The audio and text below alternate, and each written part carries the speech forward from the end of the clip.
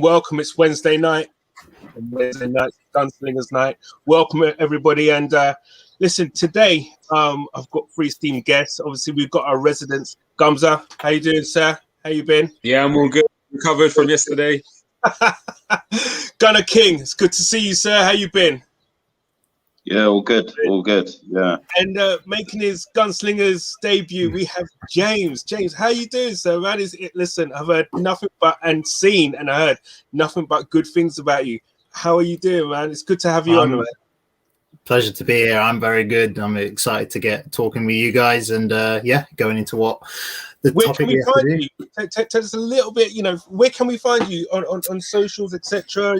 Well, I mean, I'm not much of a social guy. I keep myself to myself. Like, I have an Instagram, I have a Twitter, I have a Twitter. If you want to follow me, it's James P. Wright 99. We'll put that in the description for everyone. But I mean, I'm just an Arsenal fan that likes trying to talk sense into what seems to be a murky fan base. So that's why I'm here. Listen. That's all we're about here on Armoury. And everyone, please smash the like, subscribe, and share this. And let's all get our followers up. This has been with the euphoria, euphoria of all the Euros and everything that went on, and everything that happened post Sunday. The sad tweets that came out for our 3 black players, Saka, Rashford, and Sancho. I just wanted to say my 2 pence worth in it. It was very unfortunate, disgraceful what's gone on, what's been said. These are kids, and I think if half of us, right, actually every one of us, just think right to ourselves and think what we've done at the ages of 19, 20, 21, and what's Rashford, 23, 24? 23. Just think what you was doing with your life at that age, right? And these kids, right, do you know what I mean, are representing their country and doing and playing to not just that, competing at the Euros, but getting to the Euros final, contributing, representing your country. How many of us can actually say that we represent in our country to the highest? And to have that kind of abuse levied at them, I was just so sad, so sad. And I'm not sure if any of you guys wanted to pitch in with any of that, but it was just such a sad thing. Do you know what I mean? It's like everyone and anyone misses a penalty. And I made a tick earlier actually that pointed out the fact that Gerrard, Carragher, and I think it was Lampard as well, have all taken penalties in shootouts that have lost the shootouts. I thought on international duty. I definitely know Gerrard and Carragher have. I'll find out who the third one was. But like all 3 of the players. The best. I was watching the other day. Sorry, James. I'm going to show my age here. Right? I was watching a rerun, right, of the France-Brazil 1986 World Cup quarterfinal, right? When Zico, everyone knows Zico, absolute legend, comes on as a sub. Game's 1-1. They get a penalty. Zico steps up. Misses. And this is Zico, and you know what football's like in Brazil. Absolutely, it's a religion. It's not even like a matter of luck. It's a religion. Do you know what I mean? And it's like, listen, it happens. And to get vilified the way those kids did at that age, I've got nothing but sympathy and outrage as well, really, just for what's gone on. But do you know what the most tragic thing is, right? My friend that I used to go to school with here in West London, he fallen out of love with the sport. He was a Man United fan. His son now, because now he's had his kid's only 5 or 6, and obviously his kid's going into school playing football. His kid's a Chelsea fan. Was watching the Euros, so he's having to kind of get back into it for his son's sake, so to say. And he said to me a few days before, he actually called it. I can show you the WhatsApp messages. He said, "Yeah, imagine it goes to a penalty shootout and a black player misses a penalty. The response that you're going to see." It's so sad that we talk that way and we feel that, but it's inevitable. We've seen it all throughout the Premier League season as well. You know. It happens, and I think the quicker things can be done, and it's not a football thing. It's more of, you know, it's a society thing at the end of the day. But look, I wanted to bring, you know, put my 2 pence worth in really, and just say that, you know, nothing but support and love for those kids and everything. And listen, you got to put it perspective, man. What was we doing at 19, between 19 and 23? To give you perspective, right? I'm 22. So first of all, right, from what I can see, obviously you guys are black, so you've either experienced racism or you've seen it prominently, right? I'm white. I don't have the experiences you have, but the racism is coming from white people, and it disheartens me. As we said this on Gunner Court, that it sickens me that people my age, my color, are projecting this onto you guys. And especially, I can't imagine myself going to the Euros in the final and having the balls in front of 60,000 fans in a stadium and having 35 million people watching. Listen, I know exactly. It's disgusting. Listen, I used to play semi-pro, and I took a penalty in FA Cup. I don't know what round it was. It was a pre at Bognor Regis, and I was pissing my pants. Do you know what I'm stepping up to? And that's a FA Cup game, you know, in the pre whatever round it was at Bognor Regis. So, you know, you can only think that these kids are walking up. Oh my gosh, we're so close to actually winning this trophy. 55 years. Everyone's watching me. The thousands here, the tens of thousands here, and plus the millions back home. But hey, listen. All right, let me just jump in just 1 second before we move on, Canners. With regards to it, like, I feel obviously with the black players, race is being called in, but we need to look at society in general about how we laud these guys who are just football. And how quick we turn on them. It's not normal. Like, I remember Bex when he got sent off. Like, the torture and hate he went through was unbelievable. And people make mistakes, you know what I mean? It's disgusting, like, what people say. Same as Granit Xhaka. You lot know I'm not Granit Xhaka's best fan. But I ain't got nothing nice to say to him. Just don't say nothing. Like, why I've got to go on your page and tell you how bad you are, or say something about your kids, your wife, your family? Like, I really don't get it. Like, I don't know why some people are got so much hate in their heart that they feel the need to spew what they spew out. Like, as I said, this is not just on black players. This is on players in general. I remember Bex, like, they were burning effigies of him. Yeah. Do you know what I mean? Filming themselves burning effigies of him and sending him death threats as well. Yeah. And again, it does get bigger than just England, because you think back to the Colombia player who scored an own goal and got killed when he got back to his country. Do you know what I mean? So it's a society thing, and we need to realize these guys are just human beings who are good at sport. That's like me working in JD and selling you the wrong trainers, and now all of a sudden you got a hate campaign outside the shop and everyone's throwing stuff at me. Do you know what I mean? It's silly. Hey, don't buy shoes from this kid. I think as well, though, right? I think that this is the thing. Like, when I was speaking to Terry, like the day after, on the terrace as well, like that we were saying that, like, there is a responsibility amongst fans, amongst pundits, amongst fans, pundits. You know, like, this is why, for me, like, people like Keane and Souness, like, their style of punditry, I stick away from. Like, I'm not trying to, like, call them out or anything, but it's like, where it's being critical for being critical's sake, people don't see the correlation between that and this kind of, well, not, you know, it's like, the same as the media, isn't it? Same as journalists, like, because the little indirect subliminal they put out. it builds up. It snowballs. It snowballs. You know. Then we like the boundary goes from here to going up there a bit, then up there a bit, then up there a bit. The ante gets raised. You know, like. So I think it's the same, but that is, you know what? It's modern society, social media, and mainstream media as well. So, sorry, just one more thing, Canna. Sorry, just one more. Yeah. Okay. I know I keep jumping in, but I just wanted to also say, I was reading Sancho's message you put out earlier, and I stopped reading it because I'm sitting there thinking, what have you got to apologize for? Yes. Like, why? Do you know what I mean? And this is the whole thing of, do you know what I mean? He's being treated the way he has. Yes, he's obviously sorry for missing the penalty, but it's not intent. It's football. Do you know what I mean? Like, it's why you've got to come out and apologize. It's horrendous. I read Rashford did the same as well. Yeah, and I'm reading it thinking, why are you apologizing? Like, you've done. Do you know what I mean? Nothing. It's part of the job description. There's going to be a winner and there's going to be a loser. Do you know what I mean? And it's football is not a science.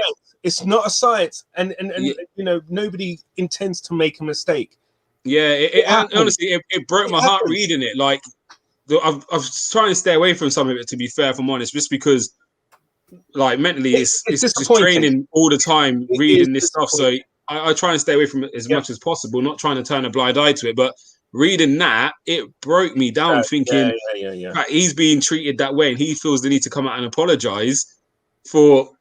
Do you know what I mean? You're talking trying to do his job to the best of his ability. That's what he was apologizing for. He, you know. I really feel like it shows you where their mindset is as well, and it actually they're blaming themselves. Like, I think it's actually deeper than we probably realised the psychological effect this is going to have on them. You're going to have to step away from everything, from everyone. And you know what? Everyone's different. Some people are mentally strong. Some people are, do you know what I mean? Who will turn within themselves, and they're the ones we have to actually try and give the utmost support for. Yeah, and I say hopefully when football starts back, the fans are and I hope whoever's playing where these boys get some big round of applause, because again the love is actually outshadowing the hate. I am sure without a shadow of a doubt, if you do, and you probably will get some people that will boo them every time they touch the ball. But I think the love will overshadow that. I really do. The majority, the people will cheer them to drown those people out. And I think what I've been hearing talk about is a guard of honor being done in our first home game against Chelsea. Really? I've been hearing talk about it. That's it. And fair play to Hibbs as well. That was a nice touch with the shirt on about that. Really, That was a real nice touch. That's where the hospitality stopped. But guys, look, what I want to do is actually move on. I know I didn't want to. It needed to be said, but I didn't want to delve into it too much. But you know, it had to be said.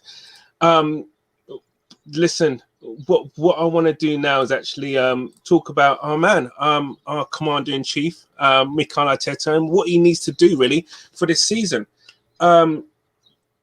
Yes, fair enough. He didn't start yesterday too well. We spoke, you and I, Gumsy, briefly about the result.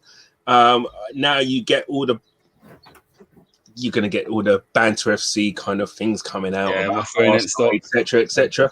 But I sent out a tweet earlier, and what I want to just kind of say, this is my tweet that I sent out earlier, and it was, listen, this is all about perspective.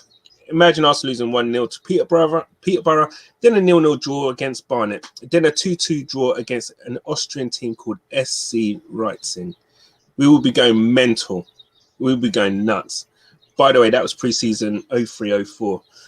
What I want to say with that, right, is the fact that we just surrendered our league championship to Man U, right, in that pre-season. And everybody was saying, no, we need this, we need the fox in the box, we need blah, blah, blah, we need all of this. And, we're not, Wenger needs to spend some money, all that kind of stuff. But there was no social media as it was today. Twitter wasn't around, all that kind of stuff. No Instagram, all that kind of stuff. It was just all stuff, you might see on, like, I don't know, internet blogs. But it's very minimal. It was like MySpace. That was the only one. It was minimal. It was minimal at the end of the day. Right, yeah. And it is the way you'd get your news really is you'd read the papers, right? Teletext. Teletext maybe. Teletext. James won't know about teletext, I don't reckon. No. I was born in '99. I have no idea. It was like playing Pac-Man. Gosh, you'd have to kind of type in the numbers on your TV. I'll find you a YouTube video later and let you go watch it. It's hilarious. But what I want to say is, right, and everybody's saying about, oh, you know what? Yeah, we only spent really money on Jens Lehmann, which is like $2.5 million on the goalkeeper, and then you had young players like Gael Clichy coming in. We gave actually in that 0-0 draw of Barnet, Yaya Toure played, and he was shocking. Had you bought him on trial? Yeah, it was on trial, and it would have been a case of, had you buying him for what the hell? So all I want to say is that, you know, for everyone, it's about perspective.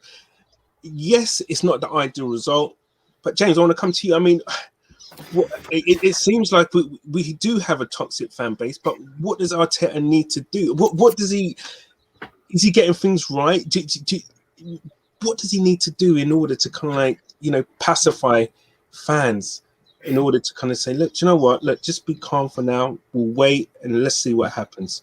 My honest opinion, there is nothing he can do to, unless it's a league title or a Champions League, there's nothing he can do where he won't get criticism.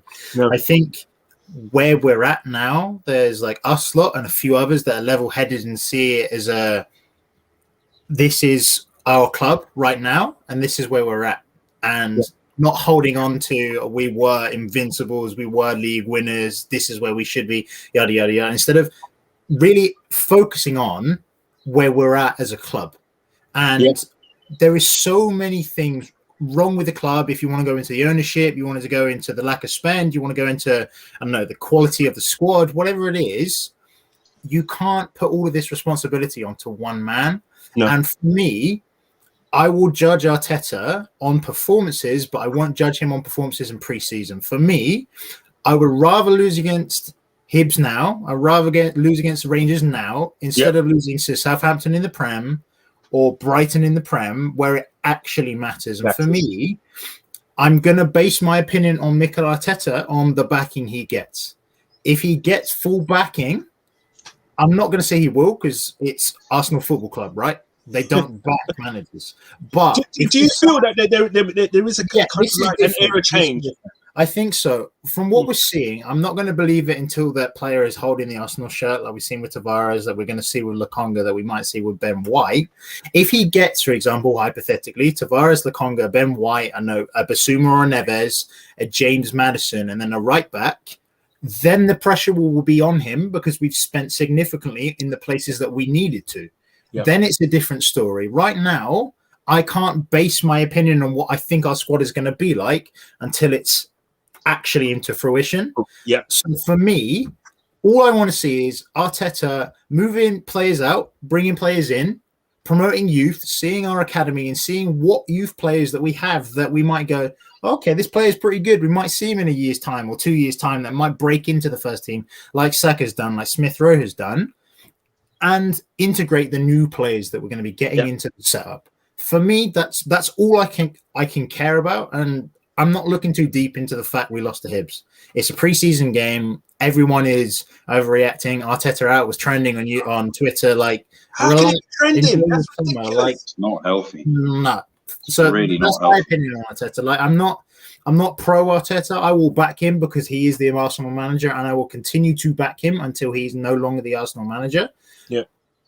But I will be critical of him. If he's not performing, then I will say, okay, look, we might need to change our stance on Arteta. We might need to look elsewhere, like an Antonio Conte, for example. But that's where I'm at with him. I'm really relaxed. Like, I'm enjoying my summer. Arsenal need to do what they need to do, and I'm chilling.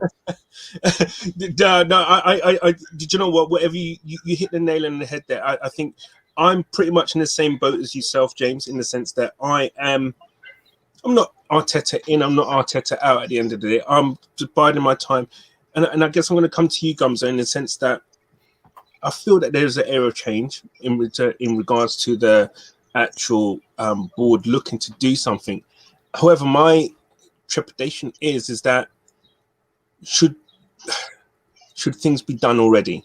Are we missing a trick here with not doing our things? So, you know, we're notoriously slow with getting our prime targets.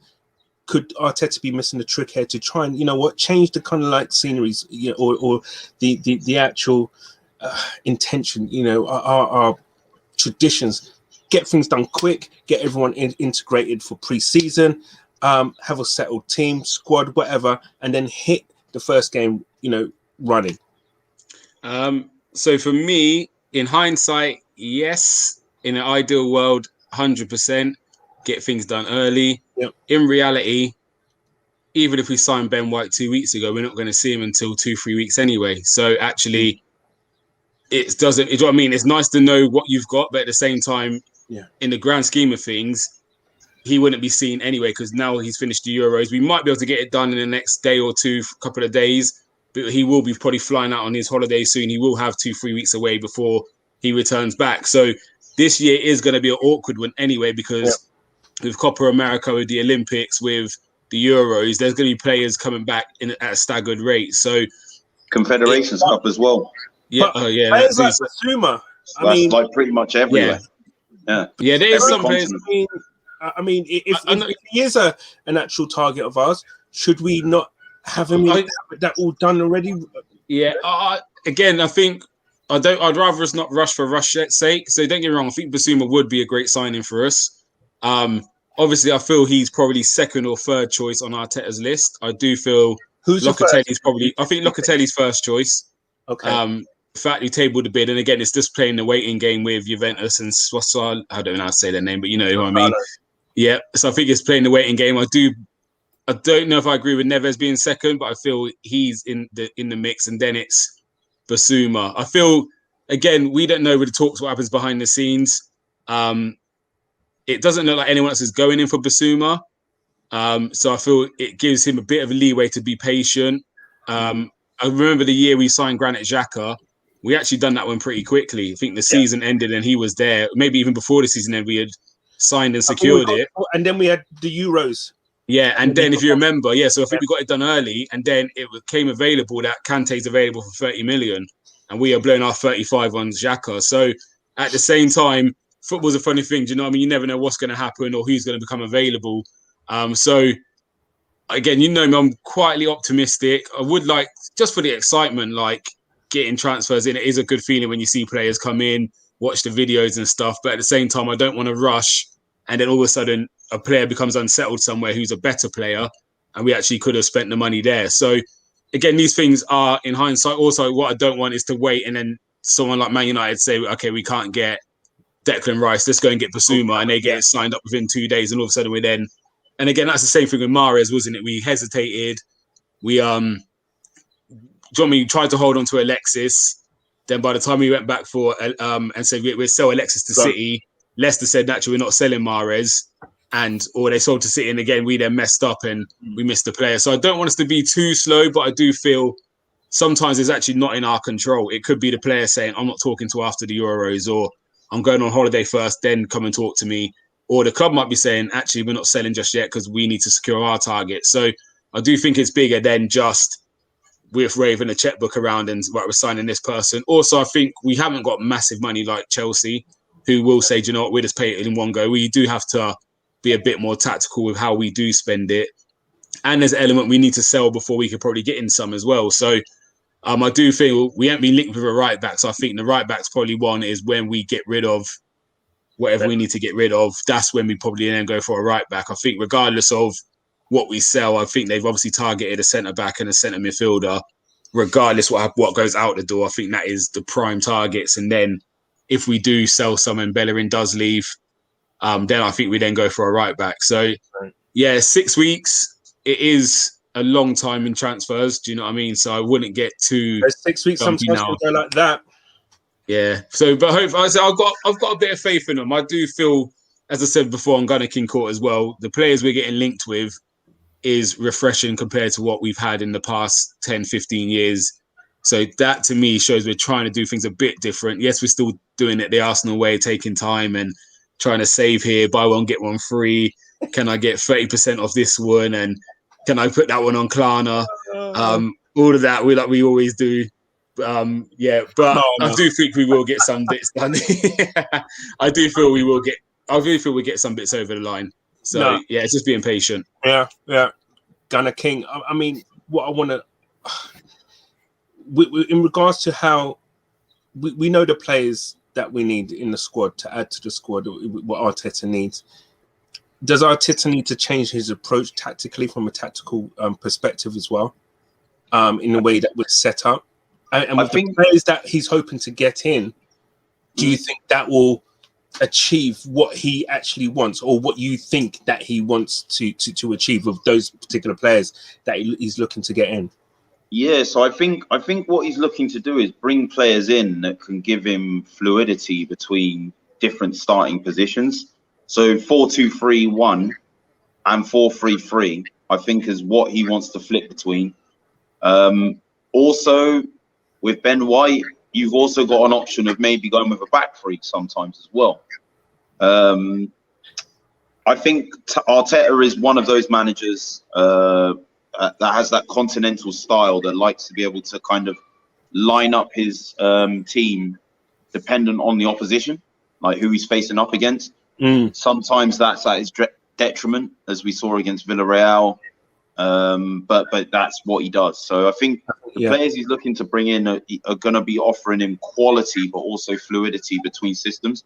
I think that one thing I wanted to point out about the Hibs game yesterday, if you look at some of the players that started, Ainsley Maitland-Niles, he's been linked with a move away. Nketiah, he's been linked with a move away. Willian, been linked with a move away. Kolasinac, been linked with a move away. Bellerin, been linked with a move away. So all these Arteta outers, and as I said, I'm neither for or against that. My whole thing is Kroenke out. But if you look at those 5 players, there's not a huge amount of interest in them. So why would you pass up the opportunity to play them, to get them in the shop window? Yeah. Anyone that plays Football Manager, FIFA, anything like that knows, pre-season, you're arranging 10 friendlies and you're basically playing all of your fringe players, and then you're waiting for the offers to come in. That's how it works. It's an unfortunate situation, but I know for a fact he's not playing those 5 players. If they're still here, they're not going to have the same free route to the first team that they did yesterday. No chance. I don't think they're going to be involved in any kind of. I think I can't see it personally. No, so I think a huge thing of what he's got to do is he's got to manage that situation. Freeing up those 5 players. It's not just what it can offer you in terms of your transfer budget, what you can go to market for. It's your wage bill. Your wage bill is reduced drastically, and rather than being perspective and saying like, okay, we know we're going to get rid of this player, we know we're going to get rid of that player, let's buy this player now. It's a case of like, if we buy that player and we don't get rid of those players, now we've inflated our wage bill and we got the same problem that we've spent the whole last year to 18 months trying to rein in. So I think, do you think he's getting the right help from the team? Because there is a team, right? He has, of lawyers, etc. Negotiating deals, etc., and all that kind of stuff. Obviously, Eddie doing things as well. Is he getting enough help from those guys? I think him and Edu tried to be the alpha and the omega of too many things when they came in. That is just my thoughts. I think Edu was trying to negotiate contracts and negotiate with players and agents and all of this stuff, and he's not even worked as a technical director before. Let's be honest. And Arteta's not worked as a manager, and he's expected to kind of work with him to identify targets. It's like, I think what has excited me is bringing in Richard Garlick. He's working really closely with that law guy, to extend Tierney's contract, which in itself, is a new signing. Committing him to a 5-year contract. I agree. Some might call it death row one. He had 3 years left on his deal. That kind of that's the things you have to do to secure your assets at the end of the day. So if it does come to it and his head does get turned, then at least then you can maximize what you're going to get from him. Exactly. I think that's good forward thinking from them. And I think what is not so much what Arteta needs to do. I don't think it's fair to look at it from a perspective of this is what Arteta needs to do to make us successful. it's a collective thing. So I see that as the board and the Kroenkes being proactive in bringing in that backroom staff in terms of looking at how we scout players, how we coach players. You know, we've brought in a new loan manager.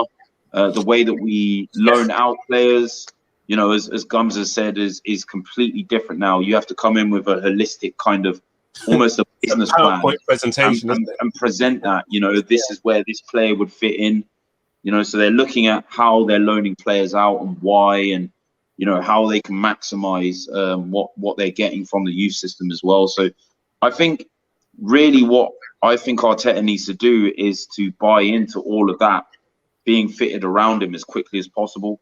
Get used to working with these guys and their different kind of their different needs, you know, because they're all going to have competing interests, you know, like amongst each other. So bringing all of that together so that everyone's working on the same page, I think this is the most important thing that Arteta needs to do going into next season. I couldn't agree more. And I guess, James, then what we could say is then is he has all these people working with him, trying to get, but ultimately what comes down for him though is actually results on the pitch and making sure he's getting his tactics absolutely spot on.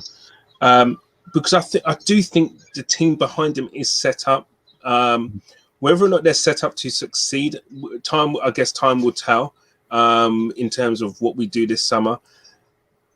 But from a footballing sense, I guess the question is, have we seen anything, or are we confident that he can get it right going forward? Circumstances, yes, and then circumstances, no. Like, you've seen Wenger struggle against the top six, Emery struggle against the top six.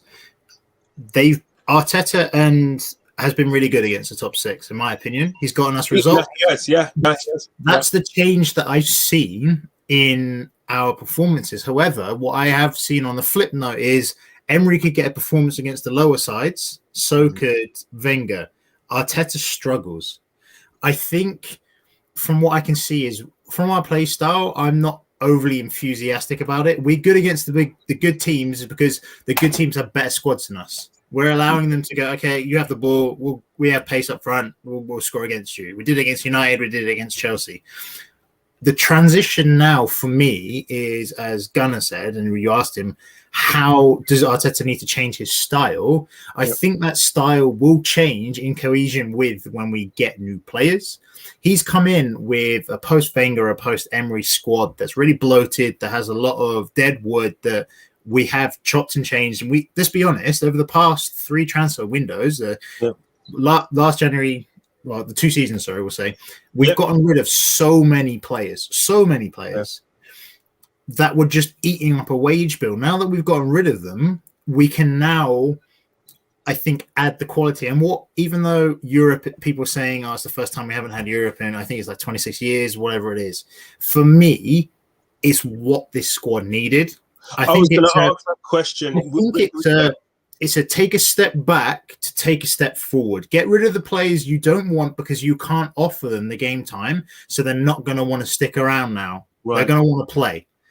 Now, the fact that you've got a reduced squad, we can add 5 or 6 players, maybe 4 first-team quality that are going to take us up a level, and then prospects like we've done with Nuno Tavares and Lokonga that are going to be in a couple of seasons' time competing, that we got for a really good price. And I think if we're basing Arteta, we have to look at our squad now and put it into context with the other teams in the league. If you're looking at our squad from a perspective of right now, we maybe have the 8th or 9th best team in the league. Let's be honest, right? It's really, really bad to say that, but we do. If we're going to have the transfer window I think we're going to have, we might get 5th. I don't think we're getting top 4. I think 4 teams are better than us. I think City's better than us. United's definitely better than us. Chelsea's definitely better than us. And Liverpool's definitely better than us. Spurs, I don't think so. Leicester, if we get Maddison, I definitely don't think so. And then you have West Ham, you have Everton, you have Villa, right? You have these fringe teams that are going to make up from... on their day, they can do something on their day. They do. They will upset a big team like Palace do it a lot and this kind of thing. So... for my expectations on Arteta, if is going to be 5th if we can get the players that we're linked to. If we don't get the players that we're linked to, then if I'm being completely honest, I have no hope whatsoever. Like, no. That's a fair assessment. Because the thing is, my feeling is right now we're 8th after a 38-game season, coming 8th. You're there for a reason, because you're the 8th best team. You know your squad's not good enough. There's no depth, and I think you hit the nail there on the head with regards to Europe. Now, if we can have one thing. I've said it a few times now, and Gumza and King probably bored to death with me saying the last time I can remember wheeling off a first 11, our best first 11 was the 03-04 Do you know what I mean? I could just wheel it off. From there on, after that, I have no idea who, you know, to say, oh my gosh, such and such not playing. Okay, such and such is playing, and he's not a bad replacement. Right now, I don't know our best first 11, and that's one of the things which this season actually could bring about, because there is not much football, and the thing is now we will be championing for, you know, doing as well as we can in the league, and it might be, as you know, a blessing in disguise. I just want to get through a couple of the comments that have come in. Before moving to you, Gonzo, I've got a quick question for you. You know, moving on. James, this is for you, James. Teletext page 302 for football news. So this was back in the day, man. You'd go to, I don't know if that was a BBC One teletext page or the ITV teletext page, but you'd type in a number, boom, transfer gossip or whatever will come up. And I guess Gems again. This is from regarding Arteta. He needs to ask Pep for a little reference. Listen, do you know what? The good thing about Arteta is that I feel that he's always willing and ready to learn. He can, and I'm pretty sure he does tap into, you know, Pep's master coaching. You know, they talk. And I know that he talks to Wenger as well. They all talk. So I'm pretty sure he's trying to get some insight as to how they work and how to deal with, the, you know, squads, etc., etc. Mr. Silver Fox, yeah, exactly, James. I said this last week. No, Europe is a blessing in disguise, and it could be. But the only thing which I'm fearing now, right, is the fact that, which is born out of having no Europe, is possibly we may not be in for certain players like your Camavinga might have been a player that we could have gone for, you know, who could have been a, you know, something different, you know, alternative to Basuma, or even Locatelli. His heart's set on Juve, but the fact that we don't have any Europe, let alone, you know, Champions League, let alone Europe, is pretty much going against us in us trying to get someone like Locatelli. And I think as well, just to go back to your question quickly, sorry, I didn't mean to interrupt there. No, go ahead. In terms of like the speed of the transfers, that's ultimately going to slow it down, right? Because we got to cast a wider net. You know, we're not where we used to be, where we can just go in for a player and it's like, right, you got Europe, you're attractive. You know, like you've got your history and your legacy to kind of leverage off on top of being in Europe. Now that's the only thing we're leveraging off, our legacy, our history. So, you know, Locatelli, you know, a season or two ago, probably we would have been more appealing to him, even with Europa League football. Yeah, because that's something that Swarzelo don't get consistently, you know. Whereas now it's like he's playing the waiting game for Juventus, who do have Champions League football, but they're broke. So it's like we're like, what do we do? You know, like, do we get another midfielder, and then it turns out Juventus can't afford him, and then we've missed out on him when he was our top target. So these things are going to affect because we're not in Europe. So that we're going to do our transfers at. Hossam Aouar is another player that I've heard is waiting for a club to come in that can offer him European football. Who has then said, if there isn't one at the end of the window, then I'll probably move to Arsenal. That's the noise that I'm hearing. So again, you know, like, and it's like, do you wait for that? Because if someone comes in right at the end, then we've waited until the end with no backup. You know, so we have to tentatively have deals lined up for about 10 players, 15 players, because then what we've got to be able to go to is a plan B straight away. Yeah, if you see what I mean, because we've made that mistake before as well. Yeah. I think also, sorry, just to jump in, I think with us not having Europe, I know it's not great, as you said, we can't attract like the Kamavingers, the Awars to be our first choice. But for me, it's really allowing us to see Arteta and Adu do their job. Because if we can't offer the players the number one, right, okay, we're going to give you Champions League football, they're going to be, right, okay, we're going to wait. So it's going to be, I think we're going to do a more thorough job in our recruitment process. It's not just, okay, this is our number one prospect. Camavinga is amazing. He's 18, highly rated. We're going to go, okay, we want to do this player, Neves, or we want to look at Basuma, and we're going to have to think why.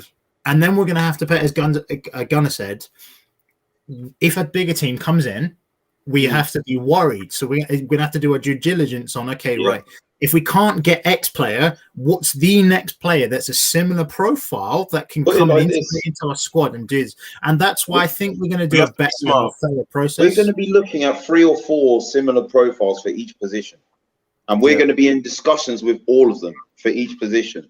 So you look at it, we're in contact with through Mendes, as we were saying on Gunnar King Court, for Ruben Neves and Wolverhampton. But at the same time, we're in contact with Swazilo's sporting director and Swazilo for Locatelli. And at the same time, we've got back channels where we're in conversations with Basuma. That's all the midfield position, the central midfield. Imagine that for the right back, the number 10, a left-sided player, a left back. Times that by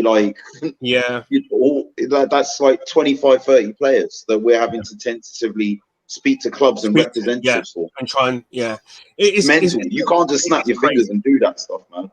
It's crazy. I think let me get through some of these comments and then we'll jump straight back into it. McSauce, let's have a better defense and goalkeeper plus indeed. I think they're probably also talking about us finishing 5th or 6th. Yeah, I mean their defense. Sorry, if it depends who we sign. If we get Basuma and we get Ben White, then arguably, okay, we have Kieran Tierney, we have Leno, we have Gabriel, we have White, we have Basuma. And if we add a new right back, then you might be saying, this is what I was saying, our squad isn't now, but if you talk about it, it might be. I hate to say it, but I think personally, Leicester's squad is better than ours at the moment. They've added Daka and Samari as well, so they kind of. But the only thing is that you just don't know how they're going to fit into the Premier League. You really don't know. We already know how Tielemans, Maddison, Harvey Barnes, who came through. Harvey Barnes took a while to come through, to be fair. Pereira, Soyuncu at the back. Kasper Schmeichel's just had a very good Euros. I don't want to pick them up too much, but listen, they've done some good recruitment. On our day, we can do them. We've done them at the ground. The key to it is, though, they're playing Thursday, Sundays. And I don't care what anyone says, that does take its toll. And they haven't got the biggest squad. They have got a bit of depth. But they've got quality in the right areas. Yeah, I agree. Their 11's very good. Improving very. I agree with it. Their 11's good, but it does make a difference when all of a sudden you're getting into a game Thursday and then you're saying, actually, I can't play Ndidi this Sunday because I've got to rest him. So Amarty's got to come in. That straight away weakens you. Dennis Pratt comes in for Tielemans. There's them little things. They're little over a season, it does. Yep. It does cost you. Again, if you look back at years gone by, now don't get me wrong, I don't blame, in Emery where we just missed out on 4th and everyone went mad because he played El Nene and the rest of it. I don't necessarily blame El Nene for that because actually if the guys who start week in, week out done their job earlier, it wouldn't have come down to the last 2 games in the season. Of course, no. You shouldn't be relying on them. But again, it shows you what happens when you do have to rotate that squad in a game. And it could cost you. Do you know what I mean? The thing is, Leicester missing out on Champions League in the last 2 seasons in a row. Yeah, it comes back every year. It's been due to injury crisis in the last 2.5. In the last couple of games, yeah. So you just Harvey Barnes got 13 goals, something like that, and he got injured like January, February, or something like that. Yeah, their team towards the end of the season, they were struggling. They're playing like left backs at left wing and stuff to get through. So it does. When you're in Europe, it does take its toll. Of course, a bit. So. Everything. Yeah, it will take its toll. Everton now have King Rafa, so that's going to be very interesting from James there. And I think that's right. But I'm not sure. how they're doing in transfer market, because obviously they're going to look to strengthen as well. But one thing I did hear about Barcelona going in for, was it Barcelona and Real going in for Richarlison? That'd be a massive blow if he does. I think Real Madrid are, because Ancelotti's gone there. Yeah, that's right. So, yeah. But I think Everton are looking at Barcelona's Clement Langley, the French. Oh, really? Terrible. I hate him. Okay. Hey, I'm not a fan. Is it Chelsea Fan TV? Guys, big up yourself, RCBN. Nice to have you on. Adam, on his thoughts, I don't think Arsenal are too far away from the top four. Just a couple of players who can come in and impact. Yeah, I think we're probably more than a couple of players, if I'm being honest. Yeah, we're more than a couple of players. I can't even sugarcoat that. But thank you. The thing is, it's not just like we have this unhealthy and this unrealistic expectation of players coming into a league and acclimatizing. Like, not everyone's going to be like Bruno Fernandes, who's just going to come like from January and just bam, hit the ground running. You know, I think last season we saw the best of Pepe. You know, he come with you know, I've never doubted his quality. But coming from the French league and making the step up into the English one is always going to be a big step up. And the thing is, if we're not going to be buying or paying the premium for too many Premier League proven players, we're going to be recruiting people from other leagues and expecting them to just turn it on. But it's not, doesn't happen. And I think because most of the players we're, I guess, linked with are from the Premier League, I think kind of makes that kind of point that, you know what, we need something now, which is pretty much tried and tested. So I don't know. I guess the time will tell. Arsenal need a goalkeeper who can play out the back like Martinez. I'm not sure how good Martinez is playing out from the back, to be honest. I mean, he's decent enough, but I don't think that was his forte. I think Leno's okay. He's obviously not. You guys know my thoughts on this man. Let's move on. I think we all feel the same about that. Everyone's got to have a goalkeeper that can be Ronaldinho on the ball. Like, it makes no sense. Like, a goalkeeper is a shot stopper. Can he shot stop? Yes. Can he not? No. Then he's not good. He's got to be able to kick. I'm telling you, he's got to be able to play. But listen, if he can roll a 5-yard ball to the fullback, it's bigger than that, and distribute out, then it's bigger than that. Now I'm telling you now, the game's changed. He's got to be able to play, because again, what you see the problem with Arsenal is teams can press us there because they're not fearful of him picking passes there and there.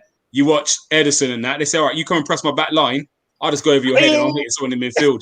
And all of a sudden, we're now playing forward. But the thing is, there are many different styles of play that you can consign yourself to. Yeah, but it's very difficult. If your goalkeeper can't find you in certain areas, I'm telling you now, it invites the press. Because teams, but that's no good, because now they got possession again. We watched England the other day, and I guarantee everyone moaned. Everyone watching England said England threw it away because we sat back and we just kept giving Italy the ball. And they said, thank you very much. And they're coming at you. You need to be able to play out through the press. And it's vital a keeper. Pickford gave Grealish a pass in one of the earlier games and Grealish in the middle of the park, and he's put on a sixpence for him, and England are on the front foot straight away. You're going to have 3 forwards in the face of every single fullback and every defender. There is always going to be a 5-yard roll the ball to, or a simple. There's always going to be a simple pass on, right? And as long as the goalkeeper can make a simple I'll be honest, Chris. I set my team up how we play now. I've got under 15s and they're not pros. But if you see how we set up, we target one player and we mark everybody else. We overload one side of the pitch, say hit the left back, and I target him. And my right back comes for him and he slams him, and he slams him again. And when he's coming for him, the left midfield, the right winger's coming from as well. And we literally target one area, and teams hate it because we're saying you're not playing anywhere else. You're playing into him. And my right back saying, give it to him. Go on, give it to him.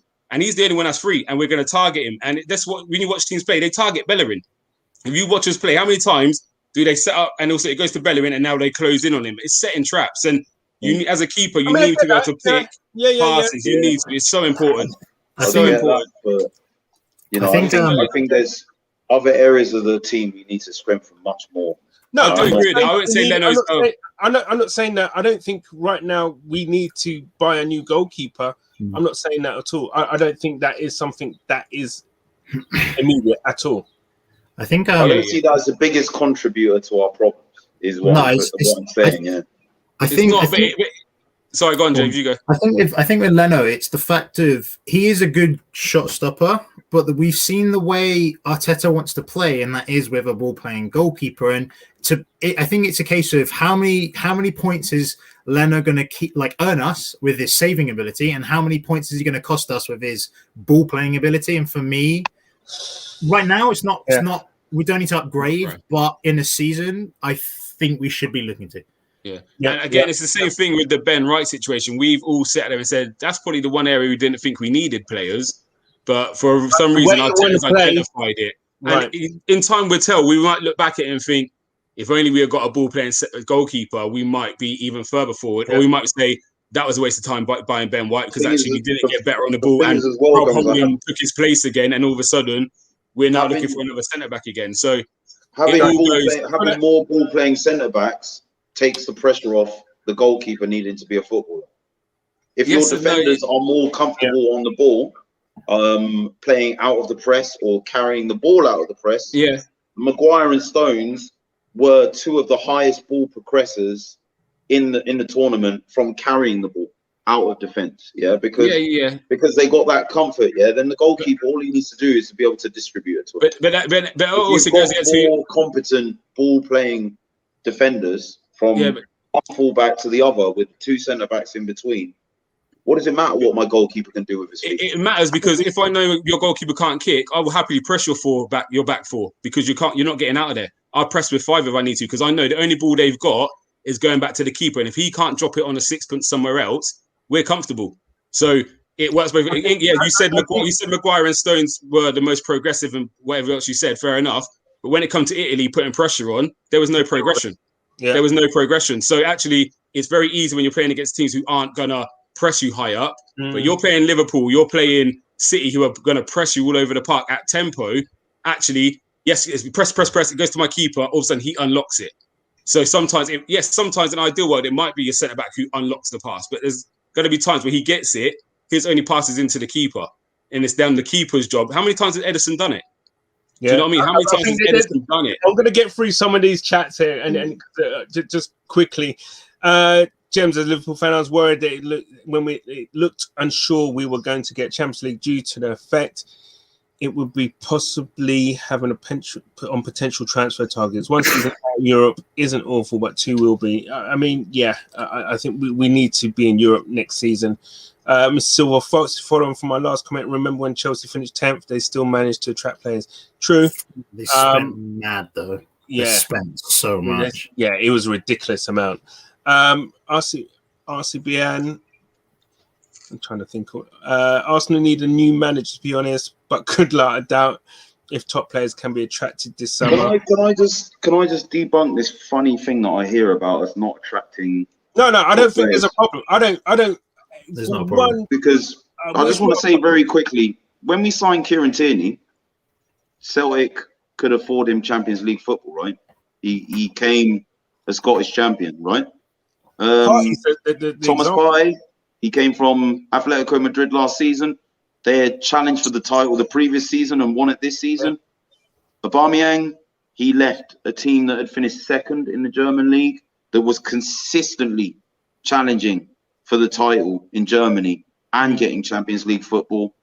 I mean, there's so many players that we've done that with. Like it's, I think the biggest Balogun going the other way. Everyone in Europe wanted to sign him last seson. Yeah, he's renewed his contract. People underestimate the. I don't think we do not have a problem. The only problem I will say, and it is a small problem, is that listen.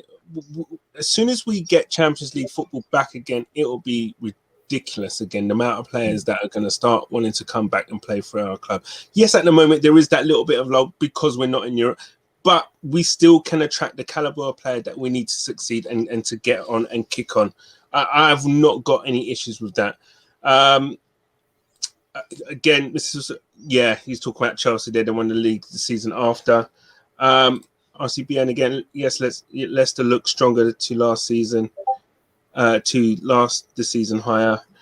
And I'm just gonna come out of here. Depends if we get back. You and Arsenal too impatient, letting new managers settle in and expecting too much too soon. Everyone laughed at us and Klopp first 2 seasons. I agree with that. Yeah. This is Arteta's second full season, right? Fair enough. Yeah. Last season, okay, but look, we need improvement, and I'm pretty sure he'll deliver improvement. Unlike Arteta, Klopp didn't have to deal with COVID and the impact of it either in his first season. Yeah, spending the circumstances very artificial. I mean, us losing so many games at home. That last season is an absolute anomaly. It was one of the first seasons where teams won more games away from home. What does that mean? That's ridiculous. So we'll see. RCBN again, in my opinion, playing out from a goalkeeper's overrated. He first needs to dive, pick, and save shots well. Anything more should be seen as a bonus. Czech was world class for us, but couldn't play. That's okay. But the thing is, though, the game is changing. Though I mean, I know what you're saying. I know what you're saying, King. Right? But the game is changing. And when Czech tried it, he was atrocious at it, and he had to go. He was abysmal for us. So I don't remember if you guys remember a time when Wenger used to play, trying to get people to do things they can't do. It's football. Football is changing. Do you remember when Wenger used to play Bentner right wing? Yeah. And so again, if you're going back to that, your keeper could be whoever it is, because I remember Bentner used to play right wing, and we used to just sling it up to him because he's playing against a left back. So the left back's never going to be taller or better than the air than him, and he'll bring it down, and we'll play from there. So again, if you're setting up like that, it's fine. The keeper can pick them. Just keep pinging it, because he's pinging it, and he's going to win it. Yeah. So if you're playing like that, so Burnley style, the keeper doesn't need to be able to kick. But if you're talking about dominating possession, then it is part. It's the same thing of having a left-footed centre back now, where in yesteryear we didn't care if your left back, your centre backs were all left-footed or right-footed. If they could defend, tackle, win the ball, win headers, that's what they have to do. Now it's different. You want a left-sided centre back, and you want a right-sided back. You want that tandem in place because it plays into the way that you want to play. Even the wingers, even wingers. When we was growing up, there was never inverted winger and a left-footed winger plays on the right, and vice versa. If you was a winger, Gunner, you was a winger. You're on the right-hand side. You're right-footed. Do you know what I mean? You're on the right-hand side. If you had a left footer, he was laughing because he's the only one that's going to play on the left, so he's always going to start either left back or left wing. Whereas now you're looking at your wingers. Actually, they're sometimes your main goal scorers. So football's evolving all the time, and always change. Something else. I definitely hear that. But I'm just saying, I just don't think that having a goalkeeper that can't, I'm talking like Leno can do the basics with his feet. Like he's not no Alisson or Ednison, but he's not terrible with his feet. No, he's not. I think right now, I think we don't need to get paid right now. I think we do what we need to do this season, and it'll be. Do you know what? Now, hopefully, then this time next year we can say, okay, what areas can we, improve that bit more? And a goalkeeper might well be that one where we kind of say, do you know what?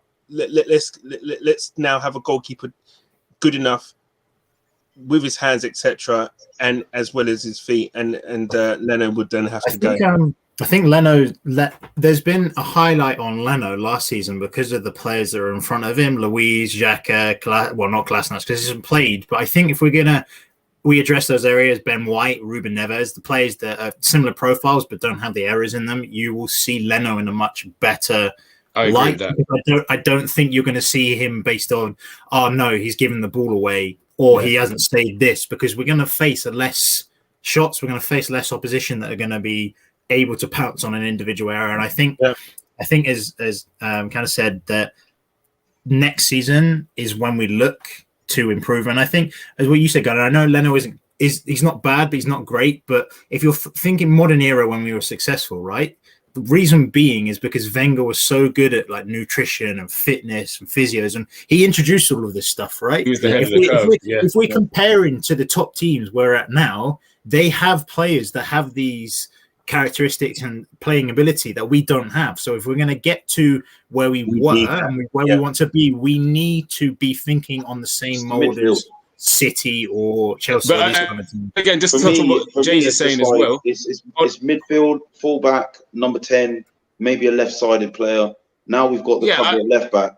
I'm not looking at any of those areas and thinking we need a ball-playing goalkeeper more than we need to sort out. No one's saying that. No one's saying that. And we're not going to sort out those areas in one. We probably won't even sort out those players in one window. So it's just like, why are we trying to fix something that's less broken? Yeah, I'll be right. I think Leno's had a good season. There's times where I do think he's put under pressure, but equally, it's that element of if you've got a goalkeeper who can pick them passes, teams will not press the same because they know if we go too high, it's a problem behind us. So what you'll find is them teams will say, right, let's drop back 5 and almost let them have the ball in certain areas because actually it's more of a threat pressing them a bit higher. And again, I'm not saying Leno is the big issue. James is saying, I think, do you know what? You've heard me call Xhaka a coward many a times. Yep. He doesn't want the ball from the keeper. So actually, Leno's options now are limited to, oh my God, there's two centre backs. So if you now got someone saying to me, give me that, all of a sudden now you've got 3 options. Now, where do I go and press? Yeah. You know what I mean? It just causes them, it makes teams think a little bit harder. And it takes, if you've got a boy who's saying, even under pressure, give me it, I'll take the pressure off you. That is, I played centre back. So when I played with midfielders, you say to me, listen, if there's a man there, just trust me, give me the ball. Do you know how nice it feels just knowing if I'm in danger, I could give it to him and he's going to look after it and we can move again. So those little things, and that's why I do think that's why I think Arteta is looking at Locatelli or Ruben Neves before Basuma because it's that element. Yeah, it just takes a bit of pressure off everybody else where actually I give it to him, I know it's safe. On the ball in tight areas. So important. So important. Yeah, I think because the goalkeeping distribution is less of a question then. They drop in deeper, they create an overload in your defensive third, you can't press everyone, so then they either go to mark that midfielder, then it's going to give the space for the other defenders. Someone else, And if you're raising profile as well of the defenders and their ability to play out of the press and carry the ball out of the press, like say Ben White, which is he's doing at the same time, then what you're seeing is I'm having more players in different areas of the pitch that are more comfortable in the football. So I can worry about the goalkeeper last. If I've got that in defence, I've got that in midfield, then I can come back to that later. But if I don't have it, it's all well and good having a goalkeeper that can distribute. But if your defenders and your midfielders are not comfortable on the ball, it doesn't matter because they're going to lose it. Yeah, because again, he can bypass them and not going too much. If you look at Arsenal this time last year, remember how many goals we scored from playing out from the back? Because teams are a bit wary, thinking, hold on, they're doing well with this, and they backed off us. And then I think they realised, actually, match them up, go 1-for-1, and they can't do it. And all of a sudden, we couldn't break through the press no more. Like, we had scored a few goals end of last season, beginning of this season, where we were cutting teams open. And again, that's probably not involving Leno because it's going centre back and great patterns and we're gone. All of a sudden, they said, actually, let's press them. And then all of a sudden, you saw it was ineffective. Do you know what I mean? And again, it comes with time. I think one team sussed out City, and then a lot of teams started sussing out City, and all of a sudden, it was like they had to change what they were doing a bit.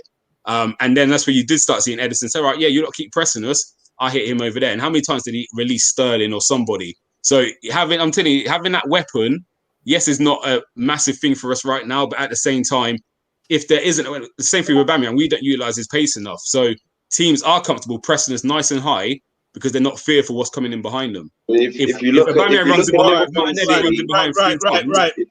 Liverpool and City, they got those goalkeepers last. Okay, yeah, right. They doesn't matter when they got goalkeepers now. I want to come off goalkeepers now. That was it. Like the I want to come off goalkeepers now. I think at the end of the day, we know that a goalkeeper's not a top priority for us. I think this is something we'll probably revisit next season. Maybe not, depending on how it all pans out at the end of this season. I mean, there's a few more chats there. If a goalkeeper can't pass from the back, he'll clear the ball instead. Hey, I guess that's old school style. RCBN, well, going back to obviously us, Chelsea, when they finished 10th, well, we won the league in 2017 when we didn't have Europe. That should be motivation enough for Arsenal. And do you know what? Let's see what happens. I mean, to be fair, they had a quite tried and tested coach in what's his name? Conte, isn't it? So so we see. Thanks, Jem. She said RCBM, don't give them false hope. Yeah, right. Listen, I think we've pretty much know what Arteta needs to do. Not by a goalkeeper just yet. I think that is a first. But listen, I am quietly confident, right, to say I'm happy to wait until the end of this window. And I believe he knows what he needs in order to play the way that he wants to play. I think they're the key areas that we've discussed. I guess the last question I want to ask you one by one before we actually close this out is Gumza,